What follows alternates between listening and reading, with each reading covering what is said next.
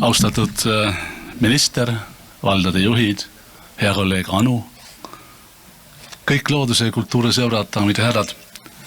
Et kultuur on kindlasti ja mingi kahtluseta looduse peegeldus. Seda on näha juba keelest. Eskimo keeles on rohkem kui 50 sõna ainuüksi lume tähistamiseks. Meil on 10 sõnu vihma jaoks. Kumbagi sõnade komplekti ei ole vaja ei Atacama kõrbes ega Sahara kõrbes, kus vihma ei saja. See oli vaja ka sõnu ei puude ega mulla tähistamiseks. Küll aga 10 sõnu liiva ja kivide jaoks. Nende kahe looduse ja kultuuri eristamine läheb aga kohe keeruliseks. Nagu iga asja puhul, mida me lähemalt vaatame, nii nagu maast võetud maagist erinevate ainete ja elementide kätte saamine. Et looduse määratluse jätaksime selle valla asjatundjate ekspertide hooleks. Aga mis iganes kirjeldus looduse kohta tuleb, oleme siiski teatavas mõttes fundamentaalse probleemi ees, niipea kui püüame ühe katuse alla mahutada looduse ja kultuuri. Eks me oleme eestlastena ju harjunud sellega, et peame ennast hariduse usku rahvaks. Aga eks me tegelikult pigem kipume mõnulema mugavustsoonis isegi saamata aru, mis pärast on meie lapsed PISA testides nii tugevad. Probleem on märksa sügavamal. Selle juhtis tähelepanu võib-olla esimesena inglise kirjanik, keemiateadlane ja ka poliitik Charles Percy Snow. Ta pidas juba 60 aastat tagasi oma kuulsa kõne 2 kultuuri.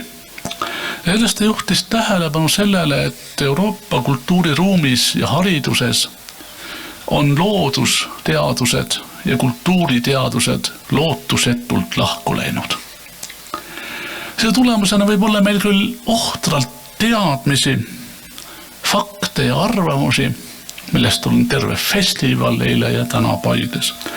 Aga puudu jääb ühest väga olulisest võimekusest omavahel suhelda ja tarkust ühendada, mis tegelikult tähendab kultuuritust. Et looduse ja kultuuri ühendamine võiks ju alguse saada teaduse poolelt, näiteks loodusteaduste ja kultuuriteaduste lähenemisest omavahel. Et meie keeles saame kultuuriteaduste alla panna sotsiaalteadused ja humanitaarteadused, no kõigile ei pruugi ka selline jaotus meeldida. Et saksa keel on ses mõttes veel täpsem ja ma isegi ütleksin halastamatum. Nemad räägivad vaimuteadusest, teadustest, Geisteswissenschaften. Aga parafraseerides Herakleitost, et palju teadmisi ja rohkelt haridust ja kultuuri ei muuda veel mitte kedagi targemaks. Et see on oluline mõtlemise koht, millele meil on Valdur Mikita palju kordi eri viisidel tähelepanu juhtinud. Sest tegelikult me tahaksime ju olla targad, aga tarkust tuleb õppida ja harjutada. Ja võttes aega järele mõtlemiseks ja enese positsioneerimiseks meie ülimalt kiiresti muutuvas maailmas. Jälgides seda, kuidas on sündinud uued, originaalsed ja maailma muutvad ideed, kuidas on kasvanud ja avardunud meie eelkäijate mõttemaailm. Fjodor Dostojevski on selles mõttes nagu päris terav ja võib samuti öelda halastamatu. Kirjutades, tsiteerin, seal, kus haridus on saanud alguse tehnikast, pole iial Aristotelesi tekkinud.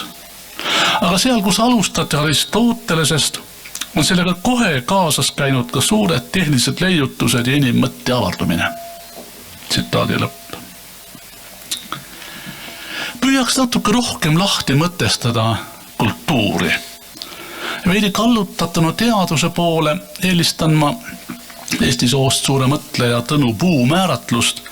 Kultuur on teaduse ja kaunite kunstide superpositsioon. Kultuur ja sellega teine seonduv sõna tsivilisatsioon on nagu siiami kaksikud. Ei ole tsivilisatsiooni kultuurita ega kultuuri tsivilisatsioonita. Tsivilisatsiooni tekkimise selgituste ühes suhteliselt küünilises otsas on Sigmund Freud, kes kirjutas, et tsivilisatsiooni looja oli esimene inimene, kes kivi asemel sõimusõna tarvitas. Selle selgituse teises positiivses, konstruktiivses ja tulevikku vaatav otsas on antropoloog Margaret Mead. Tema on jätnud meile sõnumi, teistsuguse sõnumi tsivilisatsiooni alguse kohta. Mitte kivi asendamine sõimusõnaga. Tema meelest algas tsivilisatsioon sellest, et ka raskesti vigastatud kaasteelisi ei jäetud maha. Nad võeti kaasa ja raviti terveks. Tema meelest tsivilisatsioon algas sellest ajast, kui suudeti ravida luumurdusid. Kultuuri ja tsivilisatsiooni kirjeldamisel sotsiaalteaduslike meetoditega jääme me sageli tõsiselt hätta. Loodust on palju lihtsam kirjeldada. Sest need asjad, mida me saame mõõta kultuuris ja tsivilisatsioonis, ei ole enamasti olulised. Ja need asjad, mis on olulised, mis on väärtuslikud, neid me enamasti ei saa mõõta. Et see on tegelikult parafraas Ameerika psühhiaatria teadlase George Vaiani sõnadest, tsiteerin: akadeemilise sotsiaalteaduse ees seisev suurim probleem on see, et mõõdetav on sageli ebaoluline ja tõeliselt oluline ei ole sageli mõõdetav. Et kaks komponenti, kaks kultuuri ja ka tsivilisatsiooni komponenti, kaunid kunstid ja teadus, tunduvad olevat ju teineteisest lõpmata kaugel ja tundub, et nad räägivad lausa vastandlikes keeltes. Kunstid räägivad kujundite ja emotsioonide keeltes, teadus räägib mõistete, arvude, faktide, loogika keeles. Ja nüüdisajal kipub spekter järjest laiemaks venima, ma ei nimetaks seda polariseerumiseks. Ma pigem tahaksin öelda Denis Diderot sõnadega, et kunst seisneb selles, et leida ebatavalist tavalises ja tavalist ebatavalises. Aga tundub, et kunst on meie maailma tekkinud või loodud, kui soovita justkui nagu natuke ärritamiseks, irriteerimiseks, torkimiseks, et süstida maailma valu ja võlu meile sügavale sisemusse, lausa kontidesse. Ja teadus on seal samas kõrval, rahustades, et maailm on küll keeruline, aga mitte vaenulik. Ja et koos ja rohkem teades me saame sellega hakkama. Ja sinna juurde võib-olla Albert Camus väga huvitav ilus tõdemus, et kui maailm oleks selge, poleks ju kunsti olemas. Pööraks korra pilgu looduse poole, loodusvarade vaatekohast, millele minister korra vihjas. Eks ju ilu on ikka vaataja silmades ja sõltub ka sellest, mis nurga all ja mis aja hetkel vaadata. Eks noortena, sellest ajast, kui ma ise veel noorukene olin, eks noortena vist kipume mõtlema, et oleme saanud oma keskkonna ja looduse, ühiskonna ja kultuuri ja maapõue päranduseks esivanematelt. Eks on ka loogiline, et keskeas parandame või panustada, keskeas me panustame selle kõige parandamiseks ja ümberkujundamiseks. Aga eks vanemaks saades on ka sama loogiline mõista, et tegelikult oleme planeedi keskkonna ja eriti taastamatud loodusvarad võtnud laenuks järgnevatelt põlvkondadelt. Eesti on väike, meie kogukond on väike. Et small is beautiful, väike on ime ilus, tavatsetakse öelda ka Eesti kohta, mõtlemata sageli, kui olulist rolli see fraas ja pigem kontseptsioon on mänginud maailma majandusteoorias. Selle tõi tegelikult käibele inglise majandusteadlane saksa nimega Ernst Friedrich Fritz Schumacher, mitte vormelisõitjate suguvõsast. Ja tema oli üks neist, kelle ettenägelikkus aitas omal ajal ulatuslikult panustada Briti majanduse toibumisse pärast teist maailmasõda. et selle fraasi mõte on iseloomustada tendentsi või kalduvust, et väikesemahuline hajutatud tootmine ja selleks sobivad tehnoloogiad innustavad inimesi märksa rohkem kui suurtootmine.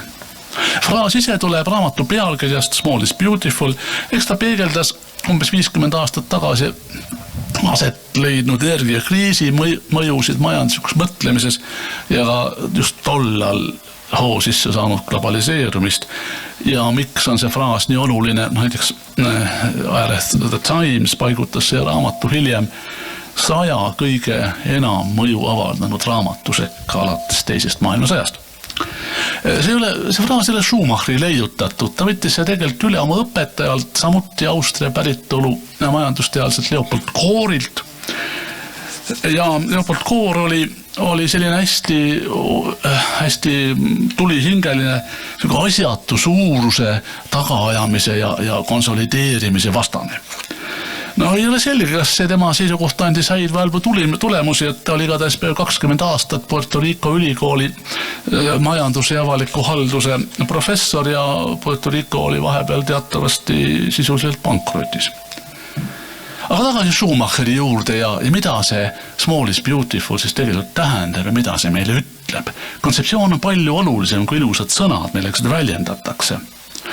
Schumacher oli nimelt seisukohal, et kaasaegne majandus ei ole jätkusuutlik juba sellepärast, et loodusressursse tõlgendatakse kui tuluallikat. Ta oli seisukohal, et taastamatud ressursse peaks käsitlema kui põhikapitali ja et majandusfirmad, mis iganes kukuvad kokku, kui põhikapital on ammendatud. Näiteks fossiilkütust ära kasutatud või ökosüsteem pöördumatult kahjustatud. Eks tema teine oluline etteheide tolleaegsele majanduslikule mõtlemisele oli tollase mõtlemise võimetus tajuda erinevate ettevõtmise jaoks sobivaid mõõtmeid ja samal ajal arvestada inimeste arvamusi, vajadusi, soove, unistusi piirava tegurina. Et selline võimetus on väga tõenäoliselt ka täna üks mõne praeguse ühiskonna turbulentsi nähtuse juurpõhjuseid. Ja see, et kasv iga hinna eest ei ole jätkusuutlik, tuleb ju ilmseks ka järjest kasvavas suundumuses ringmajanduse poole, kus Eestil on ikka veel väga pikk maa käia. Võib-olla ka veel selle teema kõrvalepõike juurde, et Schumacher oli ka üks esimesi majandusteadlasi, kes seadis kahtluse alla selle, et sisemajanduse kogu toodang on inimeste heaolu mõistlik mõõdik. No selles seoses oleme umbes samas olukorras kui 40 ja rohkem aastat tagasi, et kvalitatiivsed argumendid, millele toetub kultuur ja tsivilisatsioon, nagu õiglus, harmoonia, ilu, ei ole majanduse hindamisest kanda kinnitanud.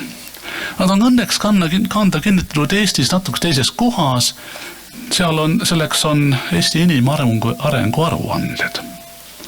Aga sellegi poolest tahaksin ma väga rõhutada, et meie väärtusruumi, see väärtusruum, kuhu me kuulume, kuhu me tahame edaspidi kuuluda, selle ühe olulise ja olemusliku omaduse on kaunilt kokku võtnud Arthur Miller, kirjutades, ära usu seda, et sellel, mis kasu ei too, pole väärtust.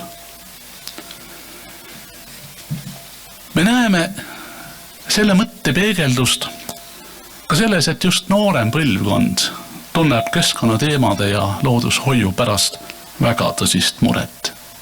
Mis on ju igati loomulik, sest et nemad peavad ju elama selles maailmas, mille vanem põlvkond ja praegused keskealised neile jätavad. Alati võib öelda, et nad frustreerivad olukorda üle ja et juba mitukümmend aastat tagasi hoiatati, et kohe jõuame katastroofini ainult. Et paljudel kordadel, kui katastroofi eest hoiatati, võeti ka maailma mastaabis midagi ette. No üks näide on osooniauk lõunapoolkeral. Me teame, et meie nahk ei talu väga intensiivselt ultraviolettkiirgust ja et osoon püüab selle atmosfäärist suuremalt jaolt kinni, mis päikeselt tuleb. Üsna kiiresti 40 pluss aastat tagasi saadi aru, et osooni lagundavad teatavad ained, mida kasutati tarbekaupades. Paljudes tarbekaupades. Kui neist loobuti, hakkas ka osooni auk taastuma. Et päriselt ei ole veel osoonikiht taastunud, aga selge progress on näha.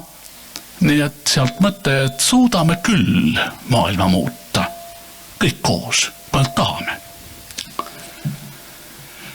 Laiemas mõttes, ja see on see, mida rõhutab väga palju praegu noor põlvkond oma kliimaprotestides, on ju juba saanud inimese ja inimkonna tulevikku ohustavaks probleemiks see, et maaloodus ei suuda enam tagada inimkonnale piisavalt hüvesid, ei suuda tagada elamiskõlbulikku keskkonda paljudele, ei suuda kuigi hästi absorbeerida meie tegevusi jääke ja ei suuda ka taas toota meie mugavustsoonis olemise jaoks vajalikke aineid ja materjale. Ja siin on taastumatute loodusvarade osas piir üsna selgelt vastu tulemas. Ja see ei ole lihtsalt enam kartus, et me võime välja pudeneda tavapärasest elustandardist ja harjumuspärasest mugavustsoonist. Et see noorte üleskutse ulatub praegu vastutustundeni inimkonna tuleviku eest. Ja see kompab ka iga üksiku inimese võimalusi panustada sellesse, et meie tulevik oleks väärt seal elamist. Sama asja teistmoodi sõnastades, aga väga sarnaselt, et praegu on loodus meie liitlane ja summutab meie tegemiste otseseid ja kaudseid mõjusid. Metsad neelevad süsihappegaasi, põllud pakuvad üha rohkem meile toitu, maastik kõrgetel laiuskraadidel läheb järjest rohelisemaks, ookean stabiliseerib temperatuuri tõusu ja elu ookeanist toodab hapnikku. Kõik nii armas. Aga see ei ole enesestmõistetav, see ei ole iseenesestmõistetav, sest see ei pruugi nii jätkuda. Mida me juba näeme, üldse mitte soovides ette kuulutada häda ja viletsust, vaid lihtsalt markeerides asju, mida teadlased on teada saanud. Et soojenevas kliimas on juba hakanud vabanema igikeltsas akumuleerunud kasvuhoonegaasid. Atmosfääri on hakanud tagasi pihkuma vees lahustunud süsihappegaas, mida soojem vesi, seda vähem saab see süsihappegaasi sisaldada. Kahjurid järavad parasvöötme metsa ja Eesti on selles mõttes juba tipus, et Eestis tekkinud kahjurite perekonnad hakkavad levima mujale. See ei ole asi, mille üle võiks uhke olla, aga selle teadvustamise eest mõni aasta tagasi saadi riigi teaduspreemia. Ja kui Arktikas enam jääd ei teki, siis ei jõua hapnik enam maailma ookeani põhja. Ja viimased andmed Lõuna-Ameerika vihmametsade kohta ütlevad meile, et maakopsud, Amazonase vihmametsad ei ole enam meie liitlased. Need neelevad rohkem hapnikku kui tarbivad. Või rohkem hapnikku kui toodavad.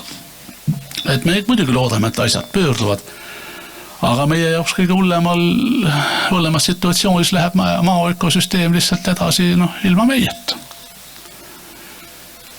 Et kõik need protsessid ja kõik need asjad ei ole lihtsalt hirmutamiseks.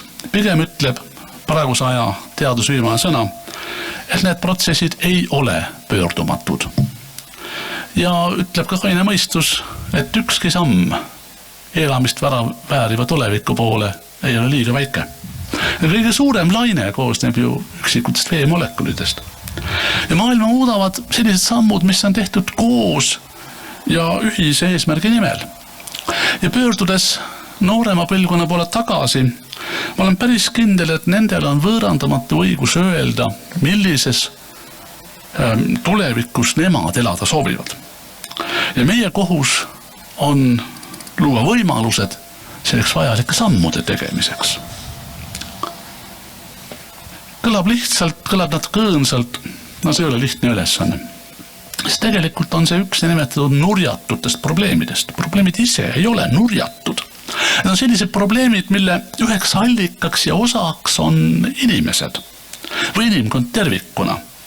Selliste probleemide tüüpiline olemuslik joon on selles, et neisse kaasatud osapooltel, erinevatel inimestel on radikaalselt erinevad arusaamad probleemi olemusest ja vastavalt ka sobivatest lahendustest. Mis tähendab, igaüks püüab seda lahendada omal viisil. Ja seetõttu püüd taolisi probleeme lahendama asuda võib päädida hoopis probleemi levimise ja keerukamaks muutumisega. Näide, et lihtsalt uute tehnoloogiate pakkumine ülesannete lahendamiseks viib tavaliselt tootmispiraali järgmisele keerule ja järjest suuremale survele loodusele. Uus tehnoloogia on tavaliselt säästlikum, kergem, odavam, mugavam, vingem kui vana. Ja samas ju kipub kasvama inimeste ostujõud, seetõttu võtab uue tehnoloogia kasutusele järjest rohkem inimesi.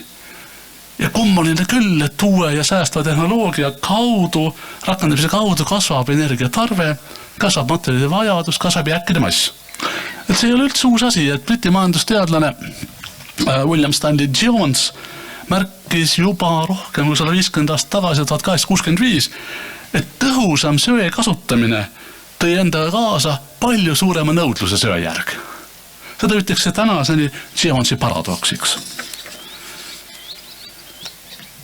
Kummaline küll, aga mitu pead on ikka mitu pead.